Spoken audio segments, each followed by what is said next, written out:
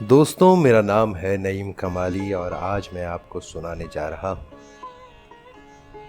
आमिर अमीर की एक इंतहाई खूबसूरत नज्म कि जिसका उन्वान है आ एक ऐसी नज्म लिखूं। चला एक ऐसी नज्म लिखूं जो लफ्ज कहूं वो हो जाए, बस अश्क कहूं तो एक आंसू तेरे गोरे गाल को धो जाए। मैं आ लिखूं तू आ जाए, मैं बैठ लिखूं तू आ बैठे,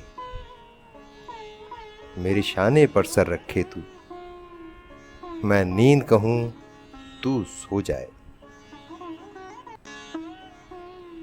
मैं कागज पर तेरे होंठ लिखूं, तेरे होंठों पर मुस्कान आए, मैं दिल लिखूं तू दिल थामे, मैं गुम लिखूं दिल खो जाए। तेरे हाथ बनाऊं पेंसिल से, फिर हाथ पे तेरे हाथ रखूं, कुछ उल्टा सीधा फर्ज करूं, कुछ सीधा उल्टा हो जाए। मैं आह लिखूं तू हाय करे, बेचैन लिखूं बेचैन हो तू, फिर बेचैन का बे काटूं, मुझे चैन जरा सा हो जाए।